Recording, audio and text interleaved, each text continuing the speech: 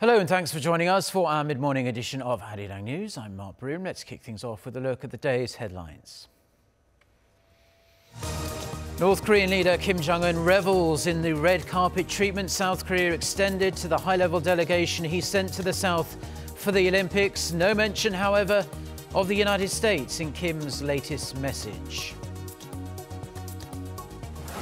Olympic hopes for Korea's unified women's ice hockey team are quashed with an 8-0 defeat by Sweden. Symbolic and a positive for inter-Korean diplomacy, but the team are sent packing with one prelim match to go and no goals scored. Plus, a local court is set to deliver its verdict on Soon-sil, the friend of ousted former President Park Geun-hye, in the corruption trial that has transfixed the nation. Chae faces multiple charges, including abuse of power, coercion and bribery. So let's start with Kim Jong-un's latest message. The North Korean leader has expressed his desire to continue efforts to improve relations with South Korea in light of the North's participation in the PyeongChang Winter Olympics. Speaking to the high-level delegation that visited the South for the Games upon their return, North Korean state media reports that Kim said it's important to continue making good results by further livening up the warm climate of reconciliation and dialogue created by the Winter Olympics as a momentum. He said he was satisfied with the results of the delegation's trip and also expressed thanks to South Korea for hosting them. The delegation, led by the nominal head of state, Kim Yong-nam, and the leader's sister, Kim Yo-jong, returned to Pyongyang on Monday after a 4-day trip, during which they met with President Jaein a number of times and passed on Kim Jong-un's invitation to visit the North. And could direct talks between the United States and North Korea be on the horizon? US Vice President Mike Pence, fresh from his trip to South Korea for the PyeongChang Winter Olympics, has reportedly said Washington is open to dialogue with the regime. Park So-yeon reports. The US government is said to be willing to sit down for talks with North Korea. The opportunity was reached after an understanding between the White House and President Moon Jae-in during U.S. Vice President Mike Pence's visit for the PyeongChang Winter Olympics. Pence says South Korea and the U.S. agreed to further engage in talks with North Korea, possibly following inter-Korean talks. The U.S. will continue its policy on maximum pressure and continue to impose harsh sanctions on North Korea, but at the same time be open to talks without preconditions. Pence told the Washington Post that South Korea and the U.S. will pursue a policy of maximum pressure and engagement at the same time. This marks an important change from the previous U.S. stance, which was focused mainly on maximum pressure and confirming Pyongyang's determination for denuclearization. Pence added the pressure campaign will intensify, but the Trump administration is open to talks if the regime shows a willingness to do so. U.S. Secretary of State Rex Tillerson said on Monday that it's too early to judge whether the latest developments represent the start of a new diplomatic process. Speaking in Cairo on Monday, Tillerson added it's up to North Korea to decide the time to engage in meaningful and serious talks with the U.S. It's too early to judge. As we've said for some time, it's really up to the North Koreans to decide when they're ready to engage with us in a sincere way, a meaningful way.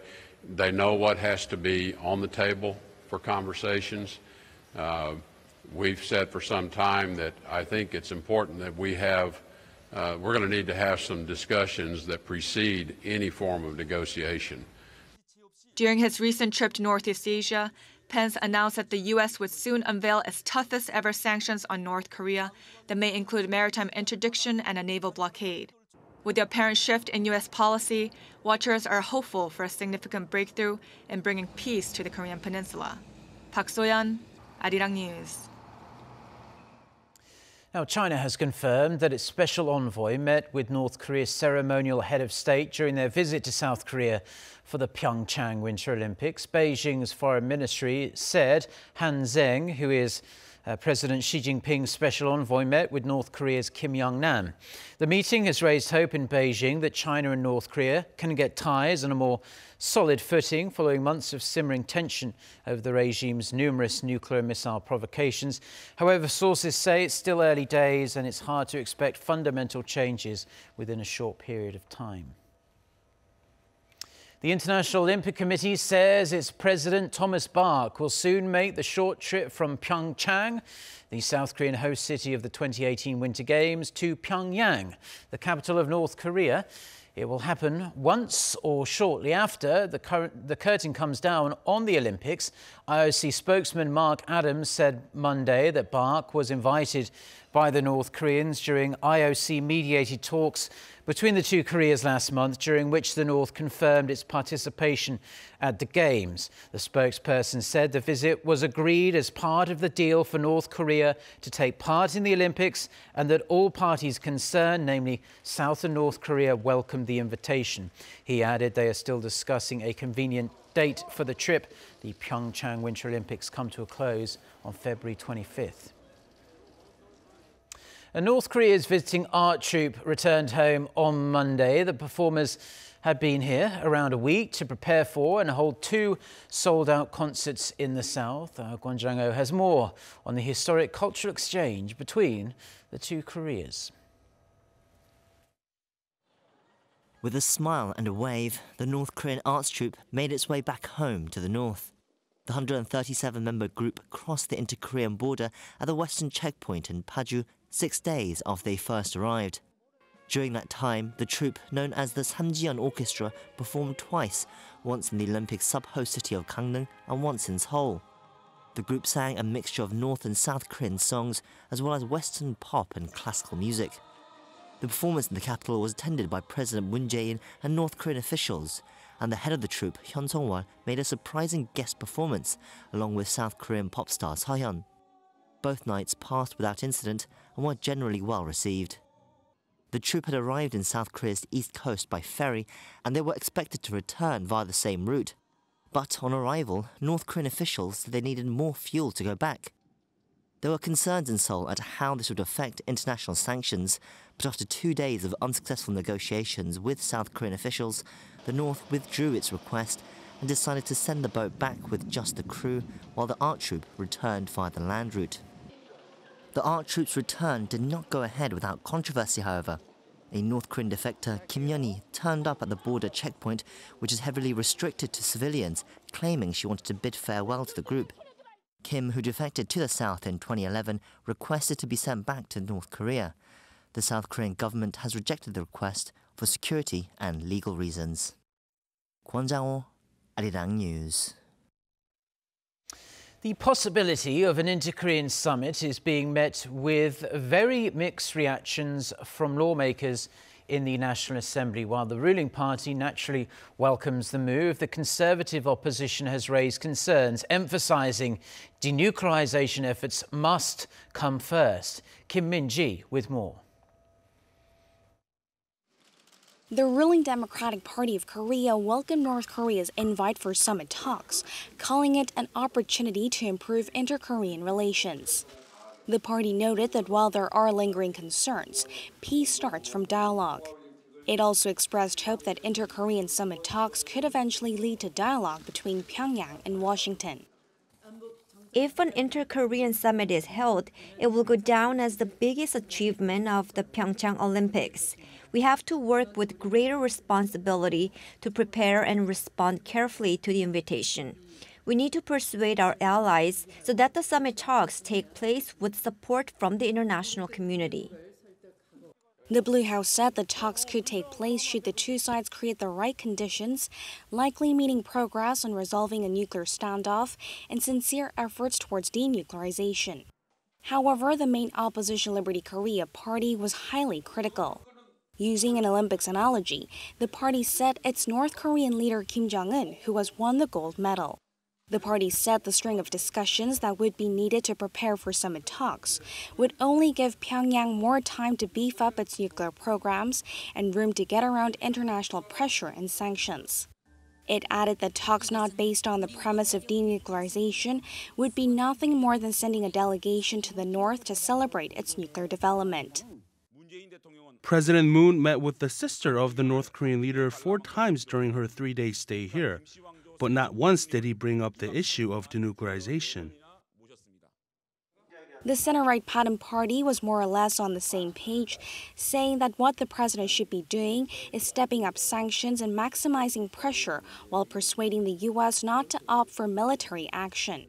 The party stressed that without solving the nuclear issue, it would be better not to hold talks at all. Kim Min-ji, Arirang News.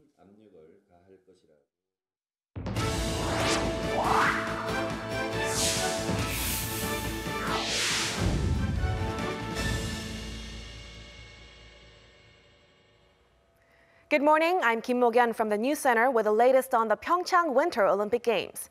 Let me give you a brief rundown on the highlights so far and what to look out for. It's been one of the biggest stories of the 2018 PyeongChang Winter Olympics, but the dreams of the joint Korean women's ice hockey team were extinguished on Monday night with another heavy loss, this time against fifth-ranked Sweden. The team went down 8-0 in front of a crowd of over 4,000 in Gangneung. Having lost their first match against Switzerland by the same score, Korea have no chance of making the next round. They will play their final match against ninth-ranked Japan on Wednesday. Japan were also eliminated on Monday after losing 3-1 to Switzerland. In freestyle skiing, South Korea's Choi Jae-woo came up short in the men's moguls event despite an incredible run in the qualification round. Choi, who finished first in the qualification round with 81.23 points, would go on to finish tied for 10th in the first final round. However, after losing control and crashing before the second jump stand, the 23-year-old could not complete his run in the second round and failed to qualify for the medal round. Canada's mogul legend Michael Kingsbury ended up taking the gold, Australia's Matt Graham the silver, and Daiichi Hara of Japan snagged the bronze. Moving on to short track speed skating, South Korean star Choi Min-jeong is vying for her first Olympic gold in the women's 500 meters event on Tuesday night. Choi is competing in the event that's scheduled to start at the Gangneung Ice Arena at around 7 p.m. Korea time. During Saturday's preliminaries, Choi set a new Olympic record with a time of 42.87 seconds. Many are looking forward to her performance, as Team Korea has never won gold in the distance since the event was added to the Winter Games in 1992. Now let's take a more detailed look at what's ahead of us on day 4. The men's alpine combined slalom is set for around 3 p.m. Korea time. Keep an eye for South Korea's rising star, Kim Dong-woo. We're also looking forward to the men's 1,000-meter short track speed skating event set for 7:30. Im Hyo-jun, South Korea's first gold medalist of this Winter Games, will be the second heat, followed by Seo-ira and Hwang Dae-hun in heats 6 and 7. Another notable event to watch for speed skating fans, the men's 1,500-meter final speed skating is set for 8 p.m. And as I mentioned, the women's short track speed skating finals is happening at 9 p.m. tonight. All eyes will be on Choi Min-jeong there. Let's wrap up by taking a look at the current medal standings. We will have more updates for you throughout the day, so stay tuned. I'll see you guys again in our next newscast.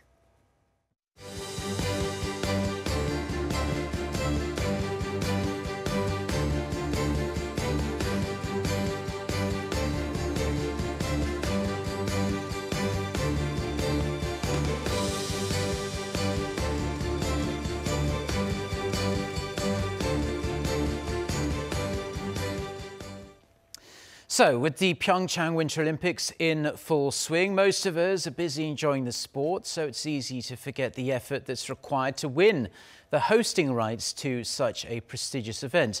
The 2018 Games are the triumphant conclusion of a tireless campaign stretching back almost 15 years. Fortunately for us, that journey of numbing lows and dizzying highs was captured along the way. Our Won Jung-hwan reports from a special photo exhibition in Gangneung. The opening ceremony of a sports photo exhibition has held at Gangneung City Hall on Monday to commemorate the 2018 PyeongChang Winter Olympics. The exhibition, jointly hosted by the Korea Sports Press Union and the International Sports Press Association, is being held under the theme of the best moments of the IOC, ANOC, and Korea sports history. The president of the International Sports Press Association explained why he thinks the exhibition is important. Especially in the moment of digital life, the photos are very important. And through this photo, there is an history how PyeongChang became a capital of sport for a while after the experience that you have had in 1988 in Seoul. The exhibition documents South Korea's remarkable journey to host PyeongChang 2018 since its very first bid, all the way back in 2004. While PyeongChang lost in the final rounds of voting to Vancouver and Sochi for the 2010 and 2014 Games, it was third time lucky for PyeongChang in Durban in 2011. Jong-un, the North Korean representative to the IOC, expressed his appreciation for a fascinating look back at time. The exhibition portrays photographer Kim Min-jeong's lifelong work. It's a touching catalog of an important period of Korea's history. I hope you take care of it well. Chang also said he was touched by the joint march of Korea's athletes at the opening ceremony of the Olympics. The Gangneung exhibition tops off what has been a remarkable 14-year-long journey of determination for PyeongChang, which picked itself up despite 2 setbacks and is now showing the world why it was the right choice for the 2018 Olympics. People say third time's a charm. PyeongChang has won the bid to host the Winter Games on its 3rd attempt. Although the 57 photos of this exhibition cannot show the whole of PyeongChang's remarkable Olympic journey, it will give visitors a glimpse of effort and dedication needed to bring the Winter Games to this corner of Korea. Jonguns, Arirang News, Gangneung.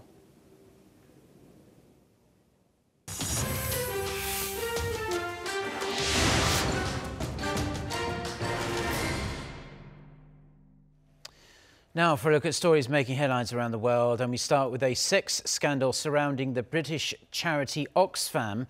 The deputy head of the organisation has resigned amid reports it tried to cover up allegations that some staff paid for prostitutes while delivering aid in Haiti 8 years ago. For more on this and other news, let's turn to our No Adam. So Adam, how deep does this scandal go, and how is it going to impact funding for the organisation? Well, Mark, Penny Lawrence is the first Oxfam executive to resign after the scandal emerged last week. The Times newspaper reported on Friday that aid workers, including the charity's country director, hired prostitutes at a villa rented to them during the 2010 earthquake in Haiti. He and other staff members were also reported to be under Oxfam's radar when they worked in Chad, but they were still given senior roles in Haiti. A second report by the paper also alleged that Oxfam failed to warn other NGOs about the allegations against its staff, allowing some of the accused to get jobs at other aid agencies. Announcing her resignation on Monday, Lawrence said she takes full responsibility for what she called Oxfam's failure to adequately respond to the scandal. However, the charity did not deny or confirm the accusations against its staff members, but did deny a cover-up. Its own investigation in 2011 led to 4 people, including the country director, resigning for what it called serious misconduct, but did not provide details on what they were. The scandal has snowballed, with lawmakers from Britain's ruling party calling for a cut in the UK's aid budget. Oxfam executives fought to keep the millions of pounds in funding during a meeting with government officials on Monday, the outcome of which was not immediately known. The charity is also at risk of losing funding from the European Union. The Department for International Development has given it until the end of this week to report on how it will respond to future sexual abuse cases. US President Donald Trump has unveiled his plans for a revamp of what he's called America's crumbling infrastructure. He wants $1.5 trillion over a decade to spend on roads, highways, ports and airports to meet his campaign goals. He hopes to get $200 billion authorized by Congress, while banking on states and the private sector to come up with the rest. The plan is heavily opposed by Democrats, who warn it would raise local taxes and tolls, as well as eliminate critical environmental protections. The White House has dismissed as false a claim by Israeli Prime Minister Benjamin Netanyahu that he had discussed the possibility of Israel annexing Jewish settlements in the occupied West Bank. Monday's denial by the White House came just hours after Netanyahu said he had discussed the issue with the Trump administration, quote, for some time. It showed a rare display of discord between the US and Israel after both countries enjoyed improved relations since President Trump's recognition of Jerusalem as Israel's capital. Right-wing Israeli lawmakers are trying to push for the so-called sovereignty law, but its passage could seriously harm any hope of a two-state solution to the conflict between Israel and Palestine and also spark global criticism.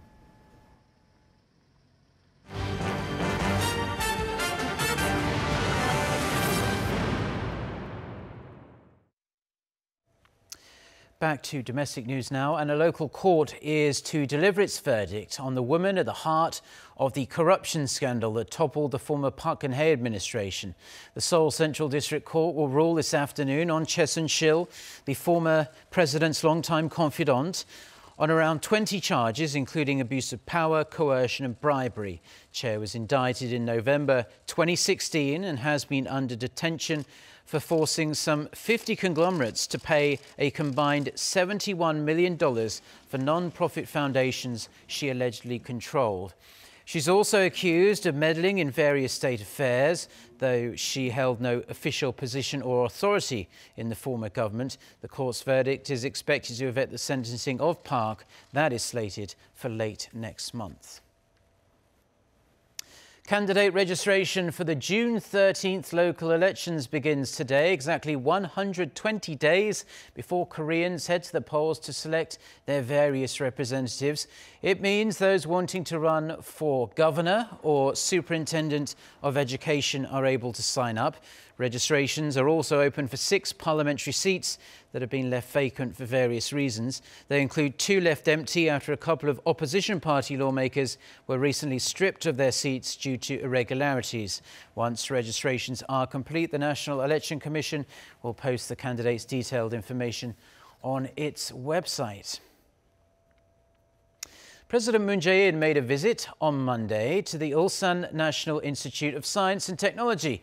Delivering a speech at the graduation ceremony, the president encouraged Korea's next generation of scientists and asked them to make the nation a global powerhouse of the fourth industrial revolution. Our Hwang Ho-ju reports. A total of 957 students graduated on Monday from the Ulsan National Institute of Science and Technology in Korea's southeast. And they were joined at the ceremony by President Moon Jae-in, who gave a commencement speech offering them some encouragement and pledging the government's support so they can become the next leaders of the fourth industrial revolution and of innovative growth. He urged the graduates to take on challenges and not to fear failure, emphasizing that failure can sometimes be more valuable than success, and it's the driving force behind personal growth. It was President Moon's first commencement speech and his first visit to a university since he was inaugurated last May. According to a Blue House official, UNIST holds a special place in President Moon's heart. In fact, he helped found the institute in 2007 while serving as chief of staff to the late President Roh Moo-hyun. UNIST was the only state-run university in the region at the time and was converted to a national institute in 2015.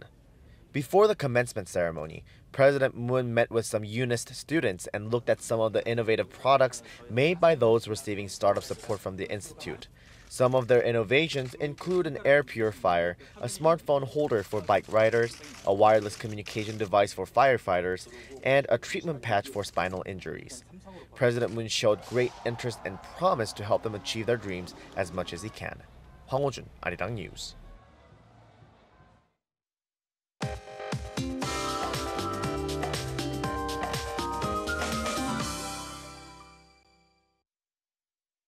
Good morning.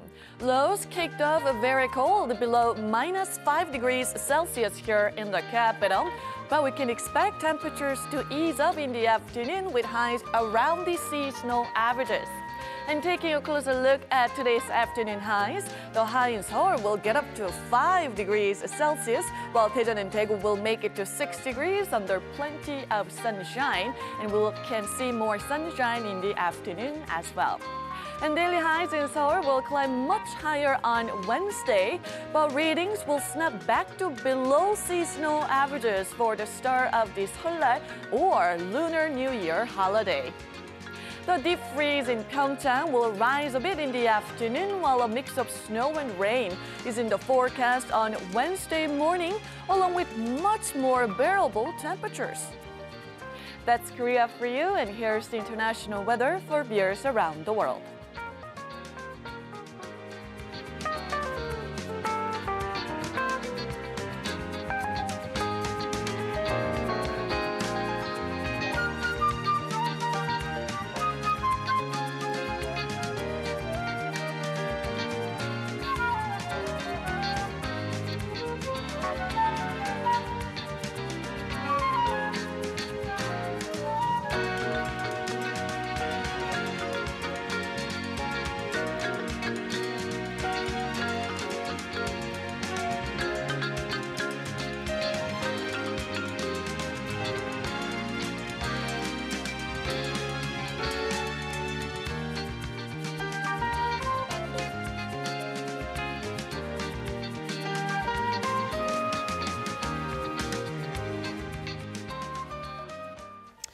Well, that's all the news we have for now. Our next bulletin is coming up at noon Korea time. So until then, goodbye.